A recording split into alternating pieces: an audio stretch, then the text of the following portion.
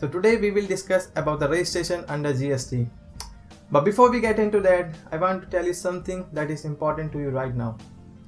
I want to share with you a little story that has happened to me today in the morning. So I went to a shop to buy the Red Bull. By the way, I make the video after taking the Red Bull because that gives me the wings.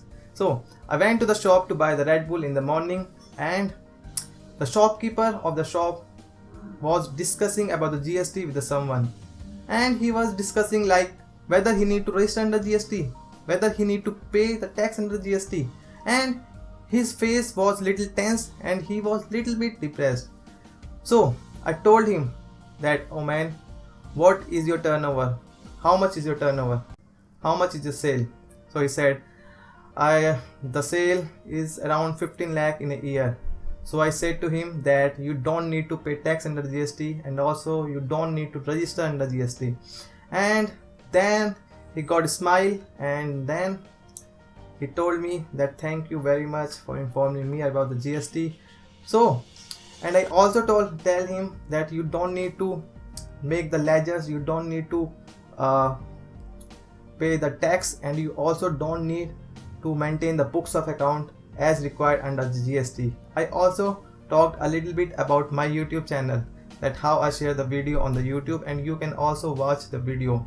So why I am telling you the story right now, because I also want to tell you that why I make the video of the GST in this very channel. So there is a two reason why I make the video about the GST. First one is that I want to improve myself, so I make the video and upload it on the YouTube.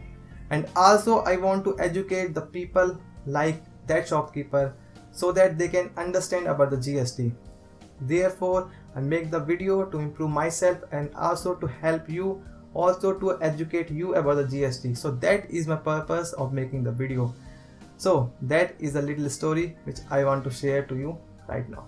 So anyway, coming back to our topic, today we will discuss about the registration under GST, and in this we will take the Q&A like who is liable to take the registration under GST, who exactly are the people who are liable to take registration under GST, whether you need to compulsorily register under GST even if your turnover is below the 20 lakh rupees, whether that situation can be happen. And then we will discuss about the benefit of registration. When you take the registration under GST, then what exactly is the benefit to take the registration under GST, and what exactly is the procedure of taking the registration. We will just give you the brief about the procedure, because I made a separate video about the registration under GST in which you can gain a lot of knowledge about the exact procedure in the detailed way, that what exactly is the procedure to get yourself registered. In this video I will just give you the brief explanation or brief procedure of how you can register under GST, and then we will finally discuss about the effective date of registration. What exactly will be the date of taking the registration, and what exactly will be the date that you can say to other people that yes, I am registered under GST. So there are other lot of practical aspects we will also discuss in this video. So stay tuned and watch the full video, and share this video and all of our videos so that other people can also educate themselves about GST. So without any delay, let's start. And this is our first question of this Q&A, and the question is, who are the persons liable to take a registration under the GST law? So the question is, who are the person who are required to register under the GST law? So that is a very important question, and every single person who are afraid of GST will ask this question. So the answer is given under section 22, and this section says that every suppliers who make a supply of the taxable supplies, every suppliers who make a taxable supplies of goods or services, and his aggregate turnover in a financial year exceeds the 20 lakh rupees, then you need to take the registration under GST. So every supplier who makes the taxable supplies of goods or services, taxable supplies are those in which the GST is leviable under this act. So every supplier who makes the supply which is the taxable, and if his the aggregate turnover in a financial year exceeds the 20 lakh rupees, then he need to take the registration under GST. And you need to take the registration in every single states in which you deal in. So if you have the place of business in different states and you make the supplies of goods or services with different states, then you need to take the registration under GST in every single states in which you deal in. It's not like the central registration. You have to take the registration in every single state in which you deal in. And what exactly are the person who are not required to liable under GST? So those person whose turnover is below 20 lakh rupees not liable to take the registration, and who makes the supplies which is not taxable under the GST. So suppose some kind of a goods or services are not taxable under GST, so that person will also be not liable to take the registration. And those person who supplies the goods or services who are wholly exempt from the GST will also be not required to take the registration under GST. And agriculturist who supplies the agriculture produce will also be not required to take registration under GST. Who are the person who are required to take the registration under GST? So every supplier who make the taxable supplies of goods or services, and if his aggregate turnover exceeds 20 lakh rupees, then he need to take the registration. And he need to take the registration in every single states in which you deal in. And those person who make the supplies which is not taxable, or those person who supplies the goods or services who are wholly exempt, or those person whose aggregate turnover is below 20 lakh rupees not required to take registration. And the agriculturist who supplies the agriculture's produce will also be not required to take registration under GST. And one more important question which you can ask from this very question is that what is the meaning of aggregate turnover under GST? So the aggregate turnover under GST means that the aggregate value of supplies of goods or services, the four type of supply of goods or services will be included in the aggregate turnover. And the supplies is, first one is the taxable supplies, second one is the exempted supplies, third one is the exports of goods or services, and fourth one is the interstate supply of goods or services. So the aggregate turnover include taxable supplies, exempted supplies, and those supplies which you export from this country, and the interstate supply of goods or services will be also included in the value of aggregate turnover. But the taxes like CGST, SGST or IGST or UTGST will not be added to the value of the aggregate turnover. This is a very important fact. And if you sell the goods on your own account or through your agent, will also be included in the value of the taxable supply. So suppose you have the agent, then also suppose you make the sale from your own account or on behalf of other. So if you sells the goods or services on your account also and on accounts of the other, because you are the agent, so that turnover will also be included in your turnover.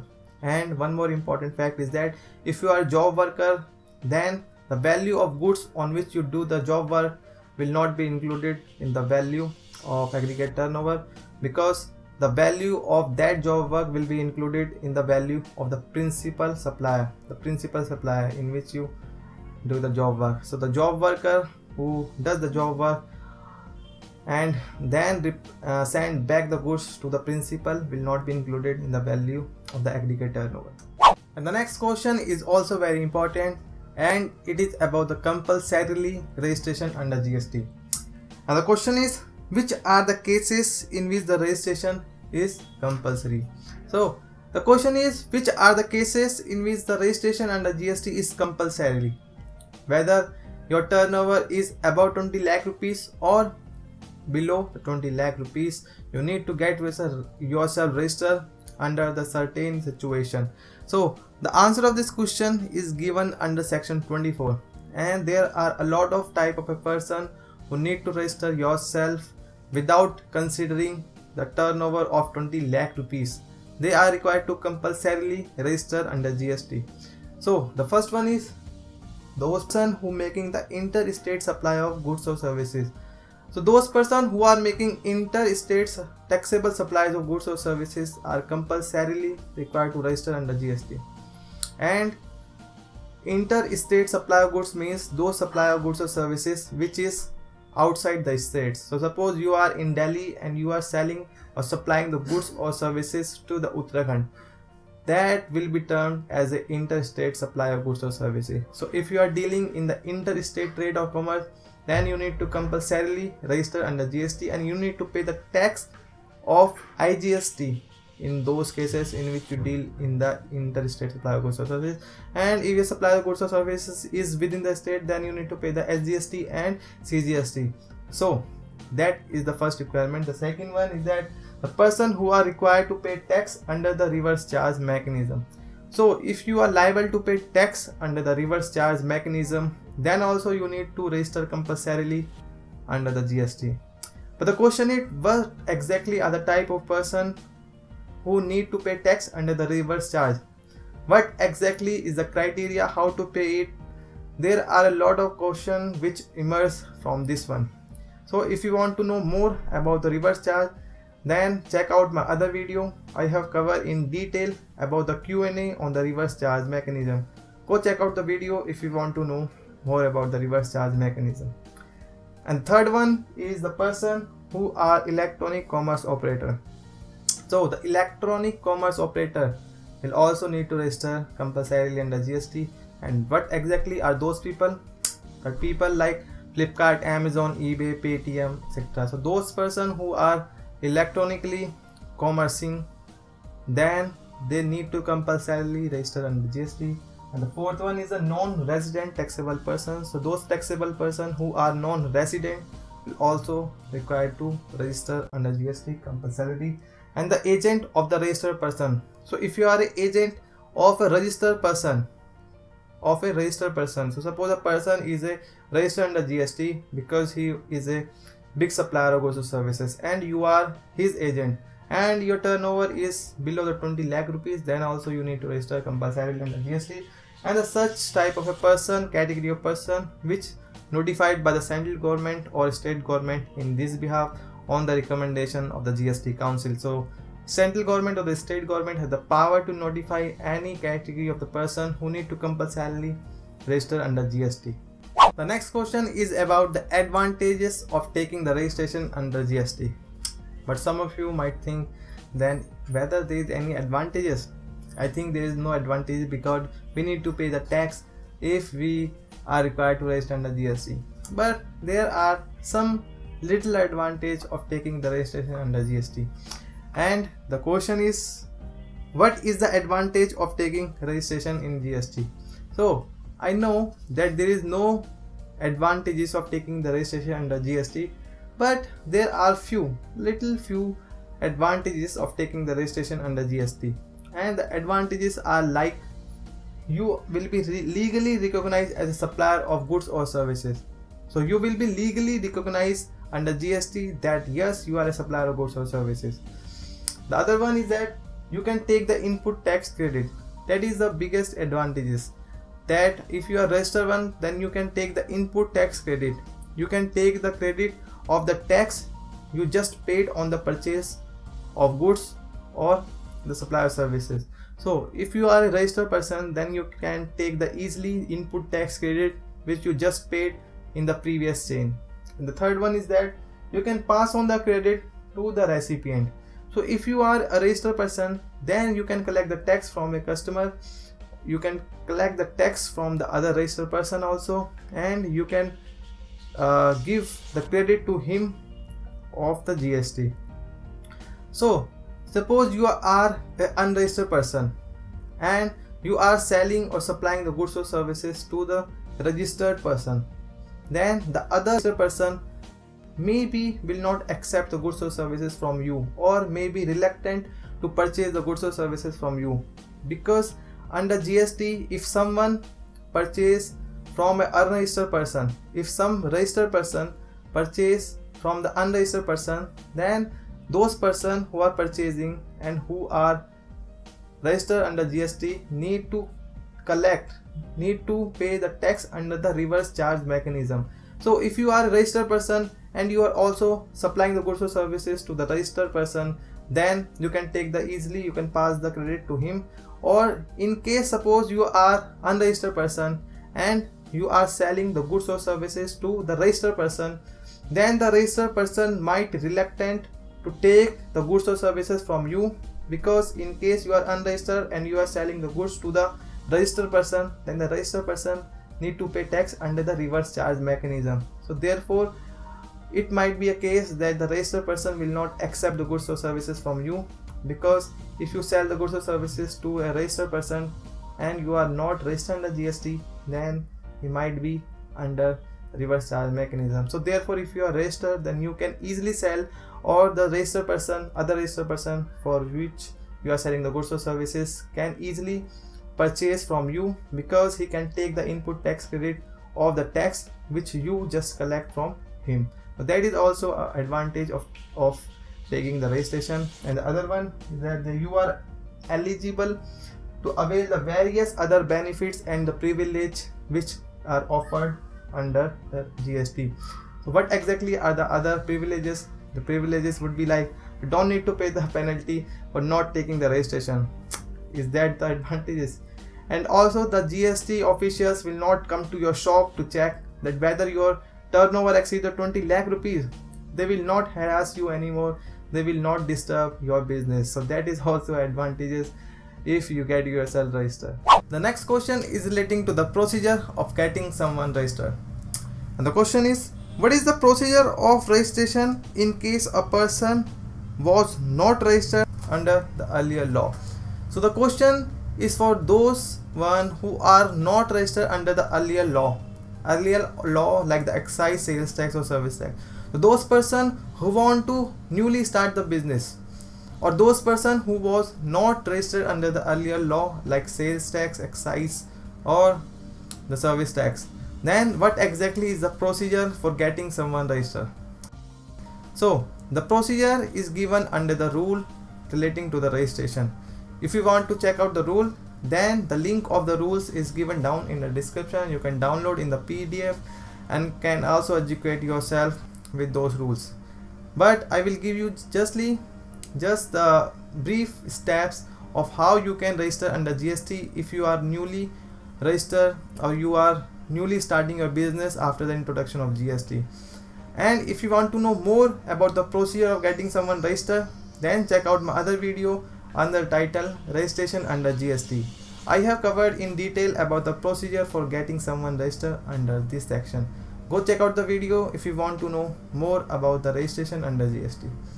Now coming back to the question, what exactly is the procedure for getting someone registered in case a person was not registered under the earlier law? So here are some of the brief explanation of the steps which you need to follow to make yourself register under GST. The first step is that you have to fill the form in part A of the form GST REG 01. So you have to fill out the form in the part A of the form GST REG 01.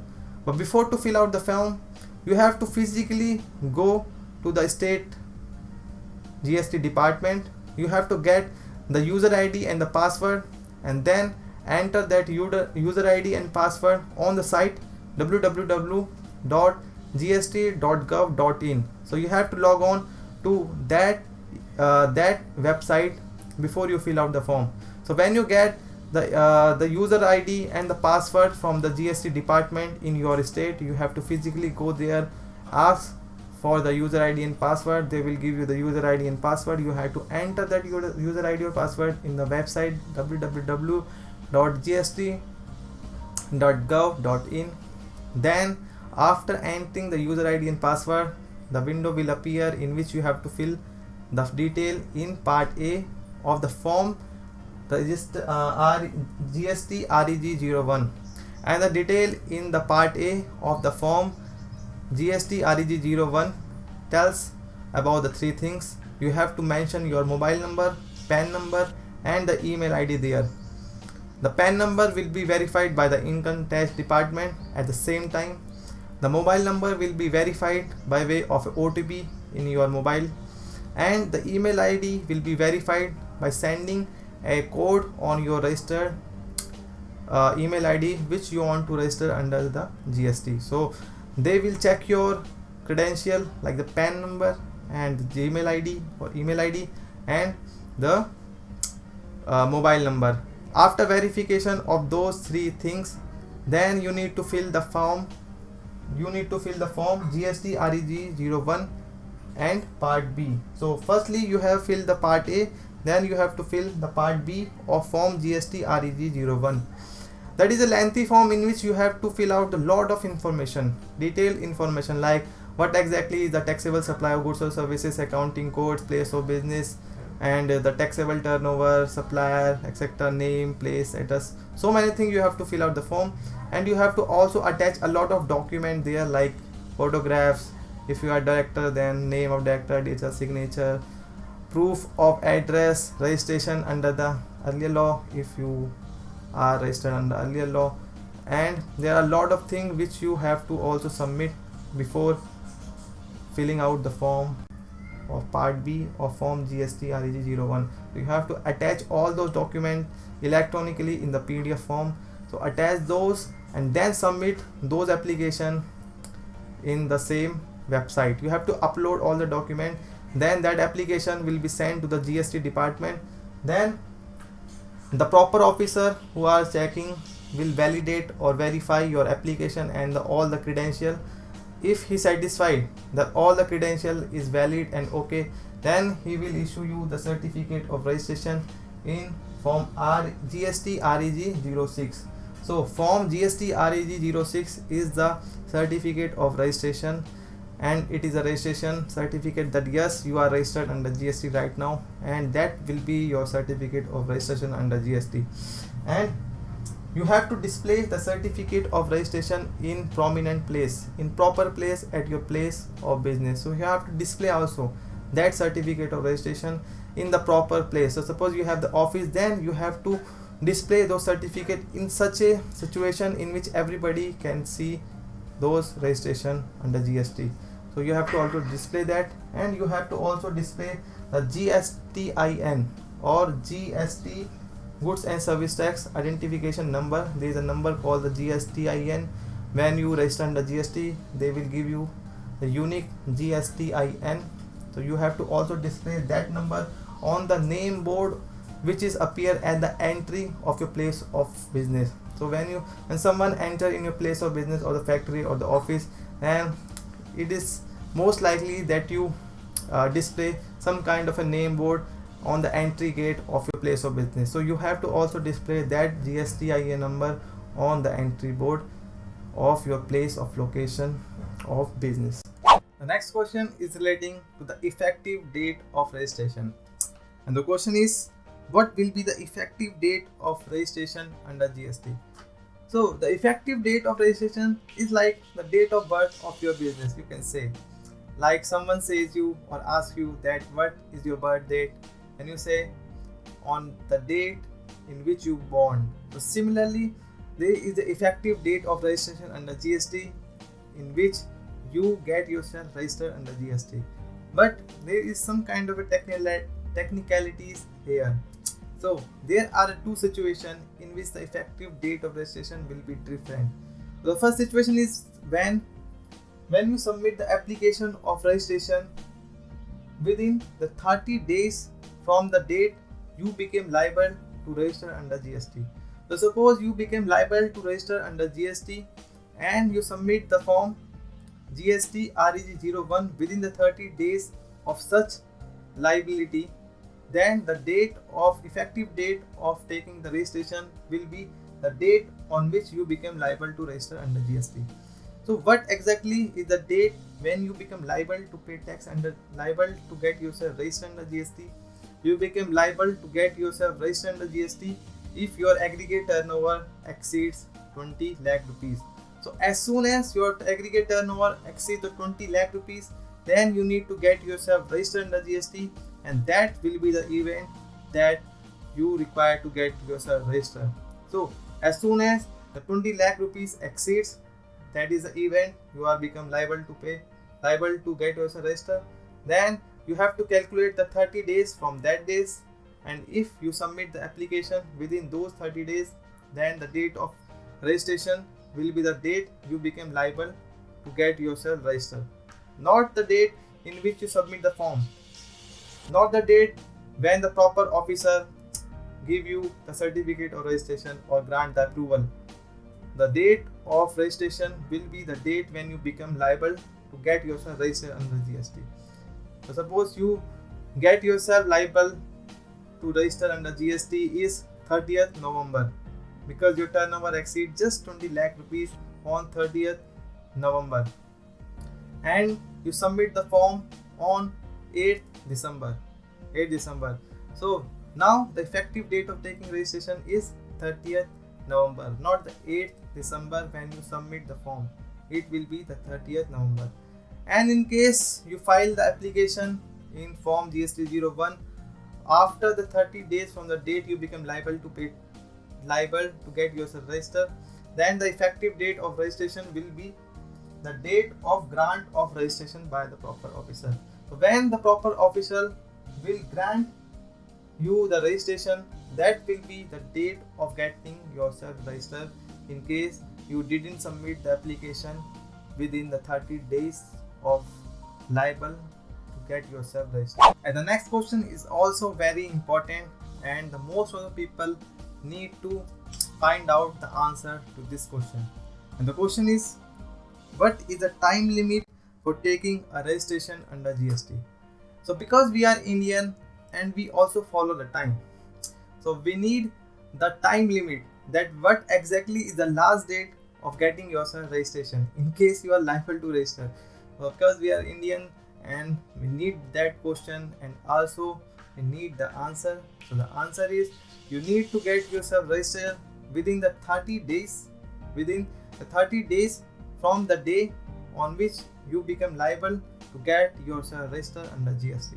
So as soon as you become liable to get yourself registered under GST, then you have to count the 30 days from that date and within which you need to register yourself under GST. So suppose your turnover exceeds 20 lakh rupees with effect from the 30th November 2017, and now you have to count the 30 days from the 30th November 2017, and it will be appropriately like 30th December 2017. So you need to get yourself registered within the 30th December 2017. Before that, you need to get yourself registered under GST. So the time limit of getting yourself registered under GST is the 30 days from the date you become liable to get yourself registered under GST.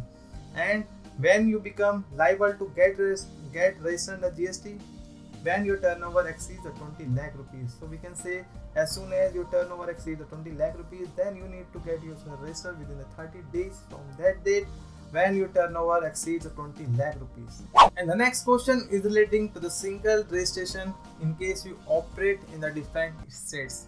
And the question is, if a person is operating in different states with the same PAN number, then whether he can operate with a single registration. So suppose a person who has the place of business in the different states and he want to take the single registration like in the service tax before. In the service tax, you can centralize register yourself if you have the different branches in different states. The assessee want to know that whether that person can take the single registration under GST, and the answer is no. That single registration is not there in the GST. So every person who separately registers for each of the states in which you have the place of business. So you have to get yourself registered in every single states in which you have the place of business. You have to get yourself registered in every single states in which you deal in. So suppose you have the branch or in Uttarakhand and also in the Delhi. So you have to register yourself separately for Uttarakhand and for the Delhi. And remember that there is also one concept under GST, that if you have the branch in two different states, then two different states will have the different goods and service tax identification number or GSTIN. So the department will issue you two different GSTIN number Therefore, you will be treated as a separate person under GST. So if you have the two branches, then the two branches will be treated as a distinct person under GST, and you will also issue two different GSTIN number under GST. And just for the record, so suppose you transfer the goods or services from one place of business to another place of businesses in other states, like you transfer your stock from Delhi to Uttarakhand, then just for the record, that will be also treated as a supplier of services, because in GST every single place of business will be treated as a distinct person, and that will be treated, even the branch transfer or stock transfer will be treated as a supply of services by two distinct persons. So one person who is supplying the goods, who is just transferring the goods from one factory to another factory, will be treated as a distinct person, and you need to pay the GST under this transaction also. And suppose you didn't consider or you didn't charge any consideration for that transfer, because that is a factory of only one single person, so how can he charge from himself? So the valuation will be done as per the valuation rule in case you just transfer the stock from one factory in a state to another factory in a state. So suppose you transfer the goods or services, not services, only the goods, because you can transfer only the goods, not service. So if you transfer the goods from one state like in Delhi to states like Uttarakhand, and you just transfer the stock, then also you need to pay tax under GST, and the value will be determined as per the valuation rule. You have to pay tax on those transactions also, because every single branches will be treated as a branch. Every single branches of a one person will be treated as a distinct person, because you have to take registration under GST for every single place of business in which you're dealing. Every single branches in GST is different. When some branch transfer the goods from one branch to another branch, that will be treated as supply of goods or services, and you need to pay tax under this situation also. Alright guys, so this is our last question, and this we will end this video, and it is about the amendment or modification of the certificate of registration. And the question is whether the amendment to the registration certificate is permissible, and if yes, then what exactly is the process to amend such registration certificate. So suppose you are a person who are registered under GST, and you remember that when you first wanted to register under GST, then you have to fill the form GST REG 01, and in that form you had filled a lot of detail like the place of business, name, additional places, accounting code, the supply of goods or services, name, classification of goods, lot of detail like director, addresses, a lot of information you had filled in the form GST REG 01, which is about the registration under GST. Now there is some kind of a changes in the particular which is furnished at the time of registration under GST. Some kind of a changes has happened, like the name of the businesses has been changed, like the partner or the director has been changed, like the place of business has been changed, has been shifted from one location to another, or you are also supplying the goods or services additionally. Suppose at the time of registration you didn't supply that goods or services, now you have also supplying another goods or services, and you need a change in the amendment, change or amending the application form GST REG 01. Now the question is whether you can amend it, or if yes, then what exactly is the procedure. So if you want to amend any of the particular which you have furnished under form GST 01, then you need to submit an online application form in the form number GST REG 13. So you have to electronically submit an application in form GST REG 13, and that form should be submitted within the 15 days of such changes. So whenever the changes happen in any of the particular which you have furnished at the time of registration, then you have to submit the form GST REG 01 within the 15 days of such changes, and you have to also submit some kind of a document evidencing the changes. So you have to also submit document of changes, like your place of businesses has been changed. Now you have to also affix the documents letting to the proof that current place of businesses. So you have to also affix the document relating to the changes of every single changes which you want to done in the particulars of the form GST-01 when you just register under GST. So now you have to fill the form within the 15 days of such changes.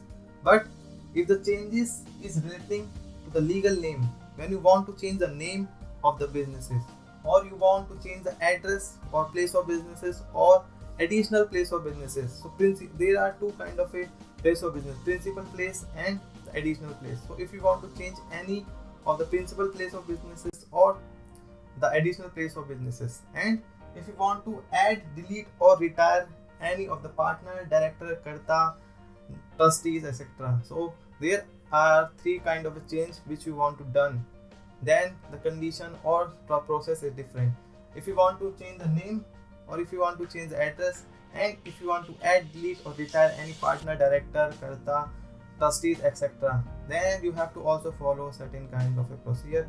In that case, the proper officer will also approve and verify the information within the 15 days of submitting the form GST REG 13. So he will also check, look and approve the changes within the 15 days of such submission, and if he satisfied that yes, all the document relating to the change is proper, then he will issue an order in form GST REG 14. So in case you want to change the name, place or members, directors, karta, trustees, then you have to also wait for the approval of the proper officer. Proper officer will validate and approve the changes within the 15 days of submitting the application and will give an order in form GST REG 14, and then you can amend or modify the certificate of registration.